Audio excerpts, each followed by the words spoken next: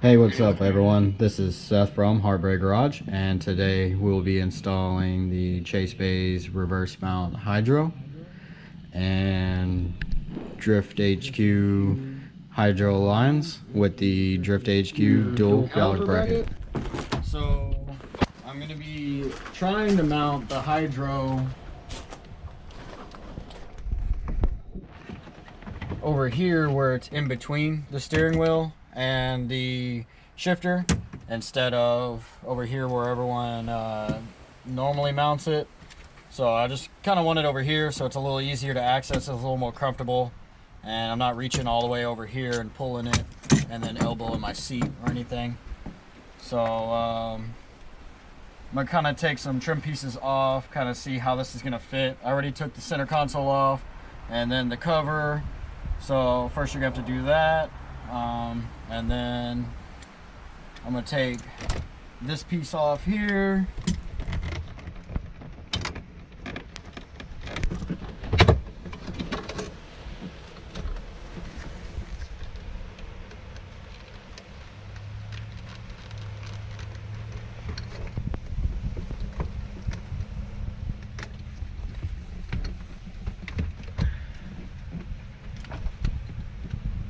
So what I'm thinking is it'll fit right here pretty perfect, be pretty close, and then whenever I pull it back, if I'm sitting normal, see, it's not gonna work.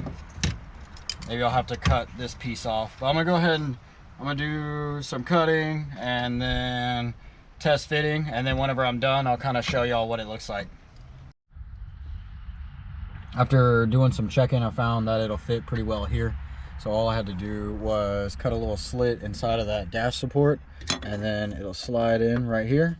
And next we're gonna weld it on here, do some welds on the bottom, probably do like a little gusset on the bottom to support it a little better, and then we should have the hydro mounted. We have all the paint cleaned up, so next we're just gonna weld the bracket on, and yeah.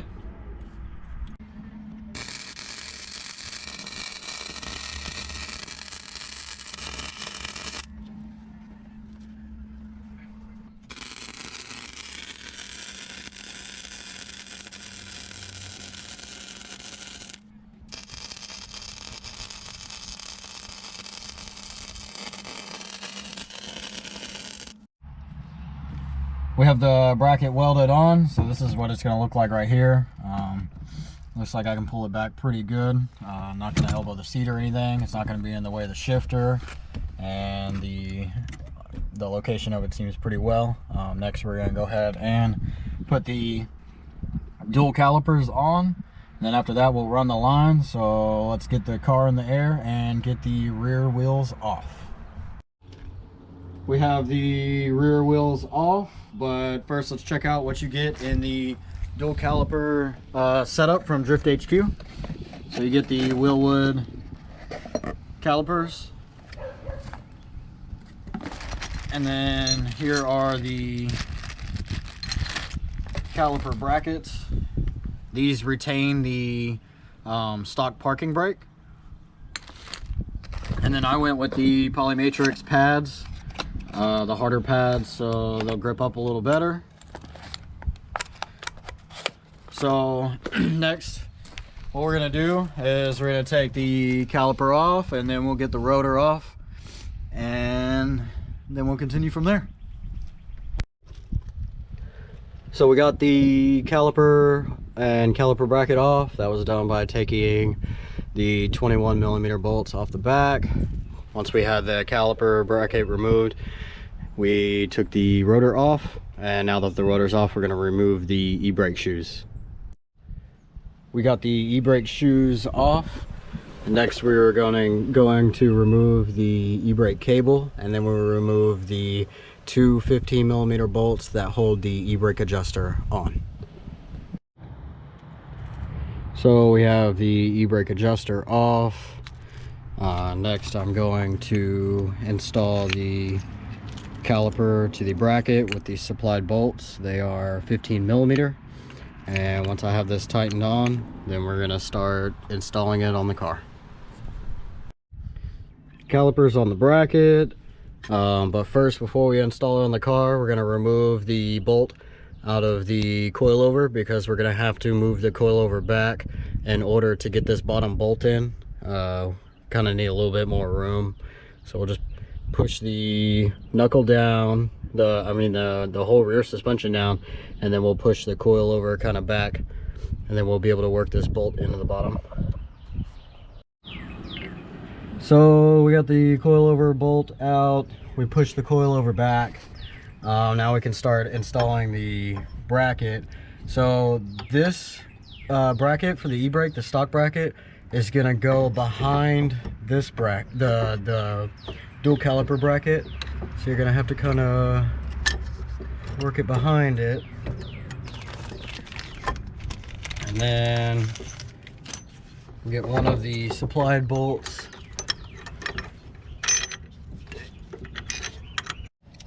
So we got the bolts fished through the back with this bracket behind the bracket.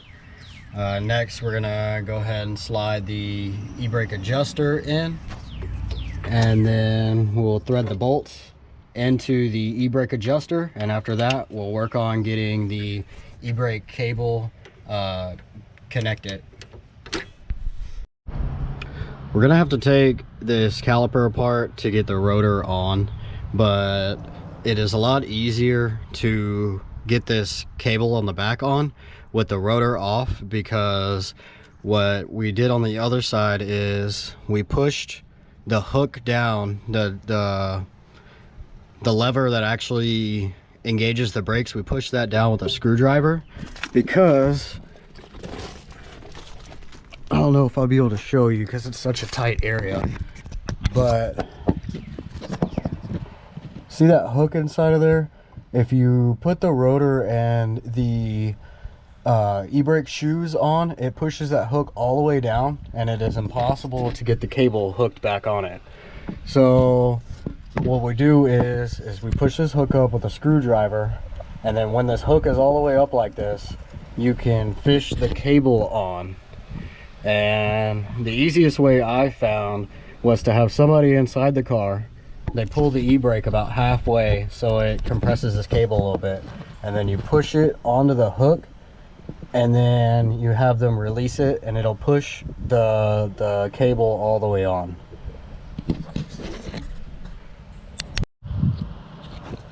So this is what the cable will look like when it's installed. Like I said, we pushed into the e-brake adjuster to push the hook up to where you could see it in here, and then I had my friend go in the car, he pulled the e-brake up, and then with the hook all the way up, then you fish the cable on, and then once he releases the e-brake, it pushes it all the way on. You may have to use a screwdriver to kind of push the cable onto the hook a little bit more, but using this method, it literally took us like 30 seconds and we got it all the way on, versus the other side. We probably fought with it for about an hour. So now that we have the cable hooked up, we'll go ahead and put the pieces on the top and the bottom that the pads sit on, and then we'll put the e-brake pads on real quick. So we got the e-brake shoe on, and next we're going to have to put the rotor on. In order to do that, we're going to take this caliper apart. I'm using a 1/4 inch Allen wrench to take this apart. They were put on with red Loctite, so they're pretty tight, and then whenever you go back together, I advise putting the red Loctite back on and tightening them enough so they don't leak. So now that we have the dual caliper all the way bolted on, we will just tighten the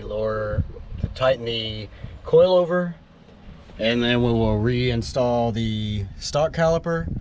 And after we have all that tightened up, we'll start running the lines from the hydro to the calipers. After looking, I noticed the rotor was hitting the caliper, and if you look in here, you can see that there's a bolt pushing the rotor out. So it's the bolt that holds the caliper onto the bracket. It'll be that back bolt over there. So this morning I had to go to the shop and I got my 1/4 inch set so that I can have a shallow 15mm so that I can get this bolt off without having to take everything apart. So looks like we're just gonna take the bolt out and see if we can go get a shorter one. Look at that, that fits in there pretty perfect.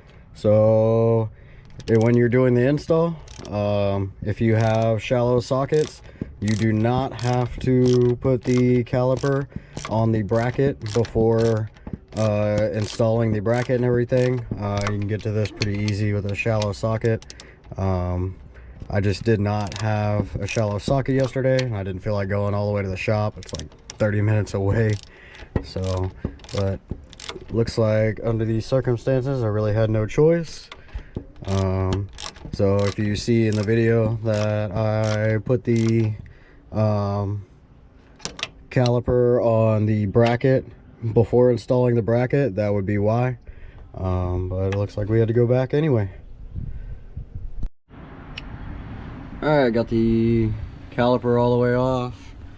As you can see, one of the bolts was a little longer, so we're gonna run to the store real quick, see if we can find another bolt. If not, we're just gonna have to cut this one. Alright, went to the store, we got the right size bolt. We're just gonna go ahead and put the caliper back on and then we'll move on. Here we have the lines we're gonna go ahead and install. So this will be a pass-through style, so you should get the pass-through fitting, 2 of them, and those will go from the inside of the car to the outside of the car. I haven't decided exactly where I'm gonna go yet, but so you're gonna have this, there's gonna be a longer line in there. This is gonna go from the hydro to the back of the car, and then you will use a T-fitting, and then it will go to 2 of these lines. So these 2 lines will tee off, go to the pass-through fitting, go outside the car, and then you'll have 2 more lines, and those will go to the caliper itself.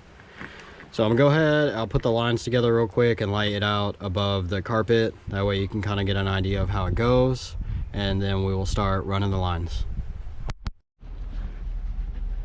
So this is how the line setup will work. You'll go from your hydro with the long line, and then you'll have the T-fitting going out to the shorter line. Then you will have your pass-through fitting, which will go through the floor. I'm probably gonna drill the hole here. I was kind of thinking about drilling the hole through here and stuff, but it didn't seem like I would have enough room with the line, so I'm just gonna go through right here. And then you have the 90-degree fitting supplied in the kit right here, and I have the line screwed on, and it will come through right here, and I will zip tie it all to the stock e-brake cable.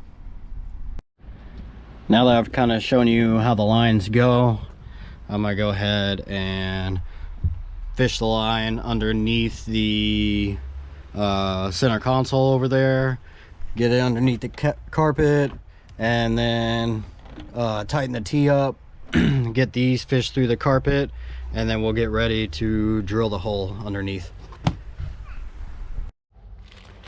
When I had the lines stretched out, they were a little too short. Since I'm putting the hydro over here, makes it a little further, so I needed like 9 more inches of line in order to make it to the back and it'd be long enough. So I went to the speed shop, I bought a 14-inch line with a 90 on the end. So that'll be pretty perfect for coming off the hydro over here. And then I bought a union to connect the Drift HQ line to this one. So now that we have all of the lines that we need, go ahead and start running the lines. And here's where I drilled my hole. Right there. And I'll just run this hose there to the pass-through fitting, and then on the back of the caliper there's a sticker, and you take the sticker off, you put the 90 on there, screw it in, and then of course connect the line, and that's basically how you would plumb the rear.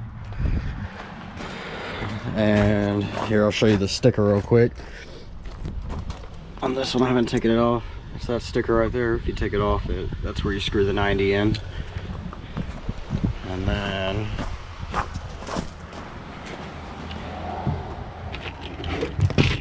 here's where the hole comes through inside. So basically I'll put the pass-through fitting in, tighten it up, and then we'll get the rest of the lines ran to it. The lines are pretty much ran, so I'll just go ahead and show you real quick.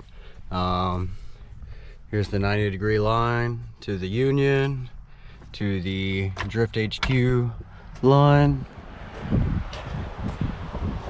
which extended it a little further back.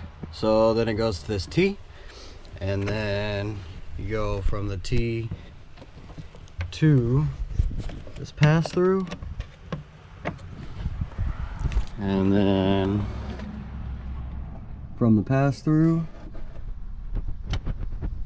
to the 90 to the caliper. So I'm gonna go ahead and drill the hole on the other side. I'm using a 3/8 drill bit to drill through, so I'm just gonna drill another 3/8 hole up here and then run the pass through, connect all the line, then we'll tighten up all the lines and then start bleeding the system. Got all the lines tightened up. I've left the hydro loose because trying to bleed that, or fill the reservoir for the hydro and try to bleed everything way back there would have been like impossible. So all the lines are tightened all the way back, and then to the calipers, I'm just gonna throw the shoes in, and once I have the shoes in, I'm just gonna bleed the system. Hydro's mounted, the lines are bled. I used this Mighty Vac bleeder to get most of it out, but I still had to have my friend go in the car and pump it while I loosen the bleeders. So I still got air out after using the Mighty Vac, but everything's bled now. I have the lines zip tied to the stock e-brake stock e-brake cable on both sides.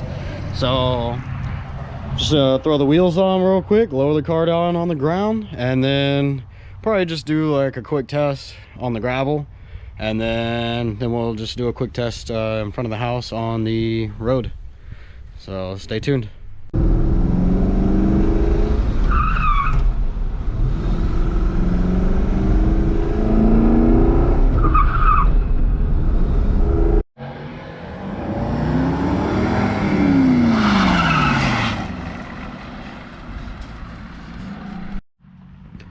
Now that we have tested the hydro, just need to put the center console back in. So let's go ahead and test fit that, see how much of the plastic we're gonna have to trim off to make it fit. I think hydro's gonna be tucked in pretty good once we get the center console back in. All right, we have all of the interior back in.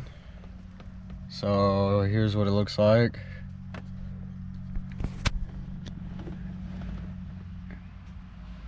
Fits in pretty well. The Doesn't really get in the way of anything. Had to trim pretty much just the corner off of the center console, and then kind of just trim the side of this off, and fits in there pretty good. So probably could have cleaned it up a little bit, but looks good to me. So hope you enjoyed this video. If you want to see more videos and y'all have any suggestions, you know, leave them in the comments. If you want to see the rest of my content, subscribe to my YouTube channel. And I don't know, we don't really have anything else bought right now that's not installed on the car, so the next video should just be the event we're gonna go drift in March, as long as it doesn't get canceled. So stay tuned for that.